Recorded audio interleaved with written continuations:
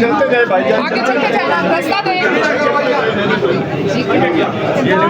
Jail बंद कर दी है 10 दिन के लिए, और हमें उसकी ज़्यादा फिक्र है कि हमें भी जेल में डाला हुआ है, लेकिन ना जाए जेल में डाला हुआ है, लेकिन कोई बात नहीं, हम बर्दाश्त करेंगे।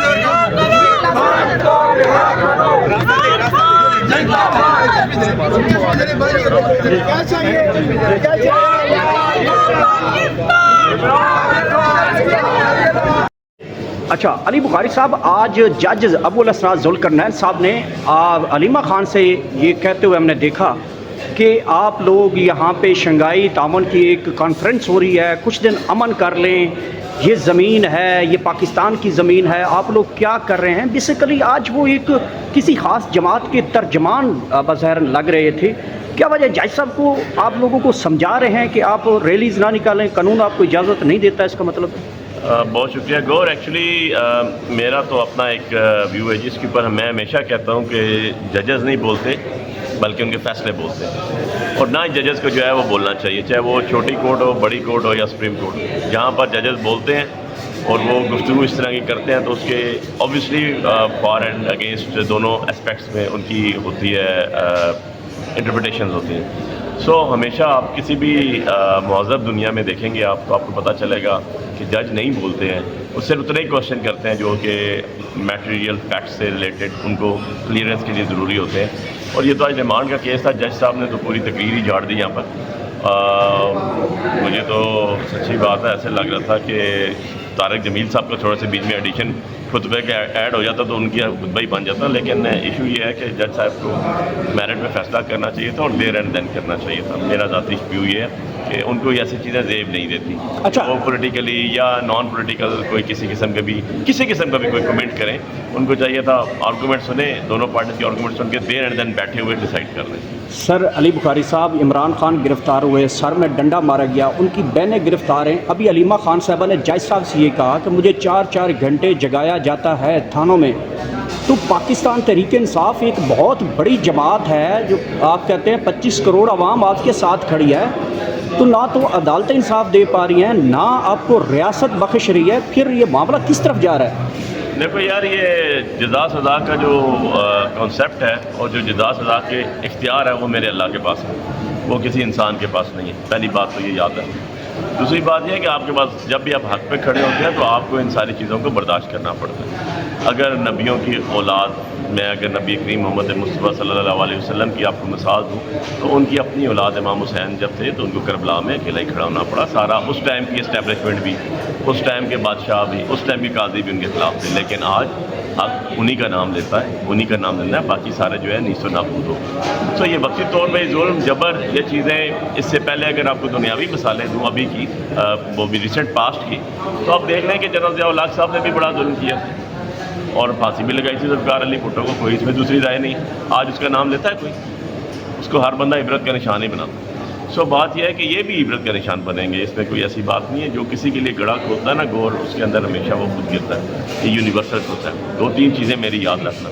لا آف لینڈ ہوتا ہے، ایک جس کو ہم کہتے ہیں لا آف نیچر، جو قدرت کا قانون ہوتا ہے. لا آف نیچر جب آتا ہے تو وہ اتنا سر پہ دڑام سے لگتا ہے کہ انسان کو پتہ بھی نہیں چلتا. تو یہ تو 2-4 دنوں کی بات ہے، 2-4 لفظوں سے یہ قوتیں اوپر نیچے ہو جاتی ہیں جو پاکستان کی تاریخ رہی ہے. تو یہ ایسی بات نہیں لگی مجھے جو آہستہ ایسی بات نہیں لگی مجھے کہ جو ہے. لیکن جج صاحب کو کمنٹس کرتے ہوئے سوچنا چاہیے تھا کہ وہ جج ہیں، انہوں نے انصاف کرنا ہے، نہ کہ انہوں نے تقریر کرنی ہے. اور ججز نہیں بولتے، ان کے فیصلے ہمیشہ. لاسٹلی علی بخاری صاحب یہ بتائیے گا کہ لاسٹ ٹائم ہم نے دیکھا ڈی چوک میں اسلام آباد کی قیادت غائب نظر آئی، لیکن آپ وہاں پہ شیلنگ کا سامنا کر رہے تھے جس کی وجہ سے آپ کو آئی تھنک پرابلمز بھی ہوا سانس کا، اور ابھی تک کھانسی وغیرہ بھی ہے.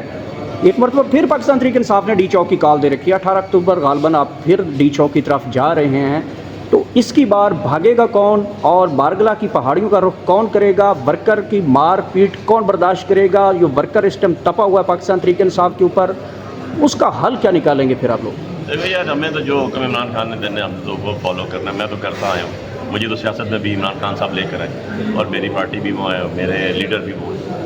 نہ ہی کبھی کسی گروپنگ کا شکار رہے، اور نہ ہی کبھی کسی اور سائڈ پہ منہ موڑ کے دیکھا. اور الحمدللہ عمران خان صاحب کے ساتھ آج کھڑے، آج بھی کھڑے. جو بھی ان کا حکم ہوگا سر تسلیم. ہم اب وقت سخت بھی آتا ہے اور وہی امتحان کی گھڑی ہوتی ہے. باقی اور لیڈرشپ کی تو وہ خود ہی بتائیں گے، میں ان کا اسپوکس پرسن تو نہیں ہوں. ہم تو اپنی بات کریں گے. اور آپ کو پتہ ہے کہ اس ٹائم بھی اشتیاق صاحب میرے ساتھ ہیں. تقریباً 1200 سے زیادہ لوگ جن کی ہمارے پاس نام ہے، جو ابھی تک 1200 سے زیادہ لوگ جو اریسٹ ہوئے ہیں ہمارے ورکر. اور کچھ ایسے ہیں جن کے ابھی تک نام کلیئر بھی نہیں ہو رہے. کئی فگر 1600 سے اوپر جا چکی ہے. پی ٹی آئی کا ورکر ناراض نہیں ہوتا، وہ اپنے لیڈر عمران خان کے کاز کو لبیک کہتا ہے اور ہمیشہ پہنچتا ہے. آپ لوگ تو ہم نے دیکھا ہے کھڑے رہتے ہیں ہر جگہ، کیا علی امین نے بھی عمران خان کے احکامات پر عمل کیا ہے؟ علی امین نے عمران خان صاحب کے احکامات پہ عمل نہ کیا ہوتا تو آج وہ وزیر اعلیٰ نہ ہوتا. ٹھیک ہے. اشتیاق چودھری صاحب، آپ نے آج دیکھے ہیں جج صاحب نے بڑے کمنٹس پاس کیے ہیں کہ آپ ذرا پرسکون رہیں، یہ دھرتی ہے، یہ ماں جیسی ہے، یہاں پہ امن ہونا چاہیے. ایک تنظیم آئی ہوئی ہے شنگھائی تعاون، تو وہ آپ اس کے لیے خاموش ہو جائیں. جج صاحب بھی آپ کو خاموش کروانا چاہتے ہیں، وجہ کیا ہے؟ دیکھیں، ان کو اسی وقت جواب دے دیا تھا کہ یہ دھرتی ہے، تو آپ یہاں جج بیٹھے ہوئے ہو. آج ہم وکیل ہیں، اور یہاں پہ سب سے بڑی پولیٹیکل پارٹی کا لیڈر جو ہے وہ بیہائنڈ دا بار رکھا ہوا ہے، اور صرف اس کو توڑنے کے لیے اس کی بہنوں کو آج جھوٹے مقدموں میں ملوث کیا ہوا ہے. تو ہم نے بڑا کیٹیگریکلی ان کو بتایا کہ جس کا مینڈیٹ ہے، جس کو عوام نے منتخب کیا ہے، اسے حق حکمرانی دیں. دیکھیں یہ ملک کیسے فلورش کرتا ہے. ان کو جواب وہیں پہ دے دیا. اور اس کے ساتھ یہ بڑا واضح بتانا چاہتا ہوں کہ نہ عمران خان صاحب نے کبھی کسی کے سامنے سر جھکایا ہے سوائے اللہ کے.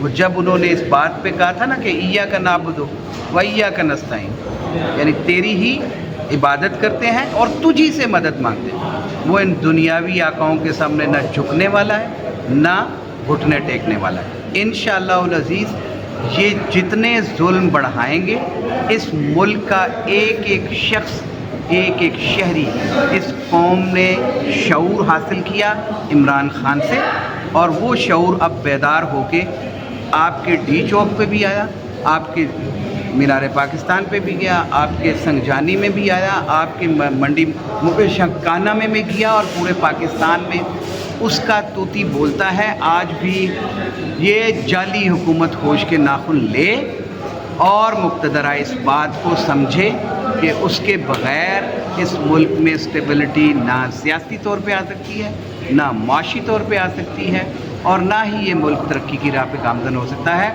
وہ واحد حل ہے، جائیں اس کے سامنے گھٹنے ٹیکیں.